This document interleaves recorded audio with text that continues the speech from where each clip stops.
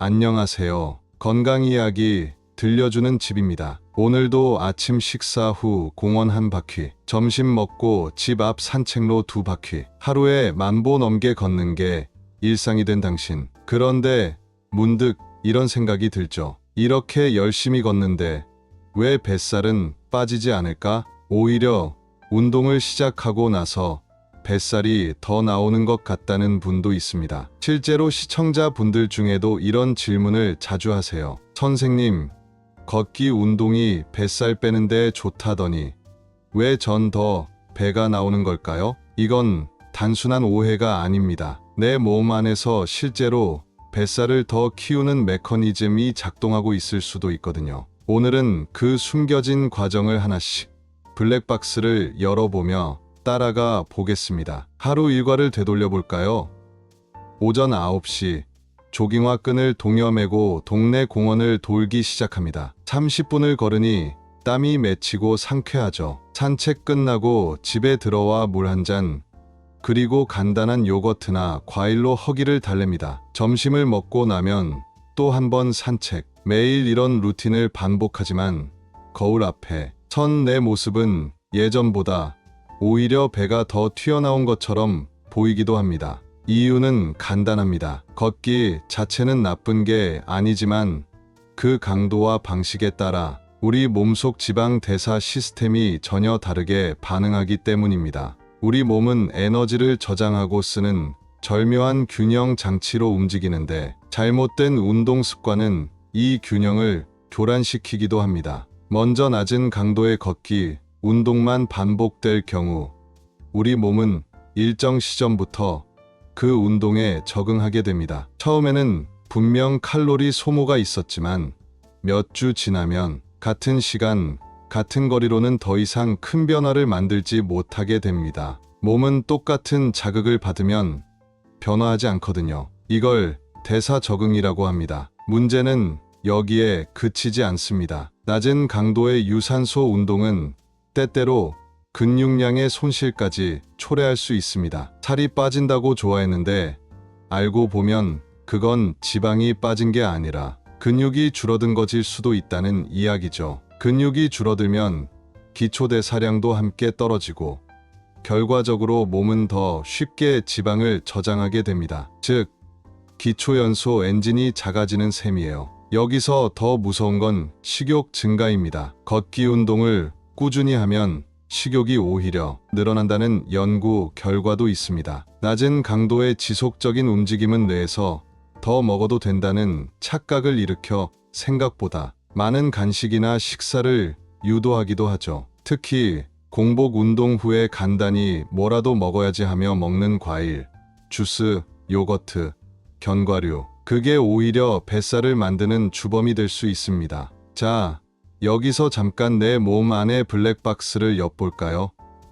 내장 지방이 쌓이는 메커니즘은 이렇습니다. 걷기 운동으로 당장은 혈당이 떨어지고 에너지를 소모한 듯 보이지만 이후 식사에서 들어온 탄수화물과 당분은 빠른 회복을 위해 간과 근육보다 먼저 지방세포에 저장되기도 합니다. 특히 내장 지방은 인슐린 저항성과 연관이 깊기 때문에 무분별한 간식 섭취는 곧 복부 비만의 고속도로가 될 수 있죠. 또 하나 간과하기 쉬운 것이 자세입니다. 많은 분들이 산책이나 걷기 운동을 할 때 등을 구부리고 고개를 푹 숙인 채 걷습니다. 이 자세는 복부에 긴장을 주지 못하고 오히려 배를 앞으로 밀어내는 형태가 됩니다. 그 결과 뱃살이 빠지기는커녕 더 두드러져 보이는 결과로 이어지기도 합니다. 그렇다면 어떻게 바꿔야 할까요? 첫째, 중간 강도의 걷기를 시도해 보세요. 일반 산책 수준의 걷기에서 조금 더 빠른 보폭과 호흡이 가빠지는 정도의 속도로 바꾸는 겁니다. 숨이 조금 찰 정도, 옆 사람과 말은 할 수 있지만 노래는 못 부를 정도의 속도면 적절합니다. 이를 파워워킹이라고 하죠. 이 정도 강도에서 지방 대사 효율이 가장 높아지는 구간이 됩니다. 둘째, 걷기 사이에 짧은 근력 운동을 섞어보세요. 집 앞 벤치에서 스쿼트 10개, 계단 오르기 1세트, 벽에 기대어 팔굽혀펴기 이런 동작은 걷기로는 부족한 근육 자극을 보완해주고 운동 후에도 지방을 태우는 효과가 오래 지속되게 해줍니다. 셋째, 식사 조절입니다. 걷기 후에는 반드시 단순당 섭취를 자제해야 합니다. 주스, 달달한 요거트, 빵 대신 단백질 위주의 간단한 식사를 선택하세요. 삶은 달걀, 두부,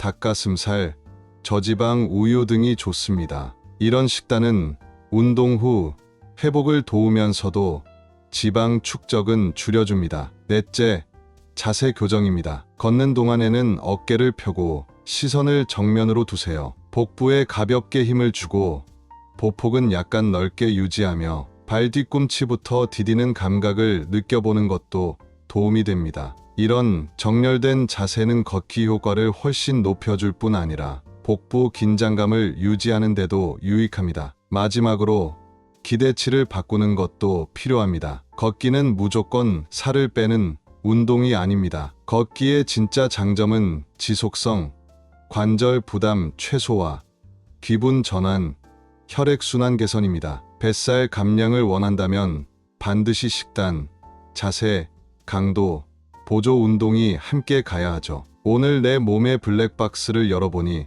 단순한 걷기 운동 뒤에 이렇게 많은 오해와 진실이 숨어 있었네요. 나는 매일 운동하고 있으니까 괜찮아가 아니라 나는 제대로 운동하고 있을까? 라는 질문을 던져보는 하루가 되시길 바랍니다. 지금까지 건강 이야기 들려주는 집이었습니다. 감사합니다.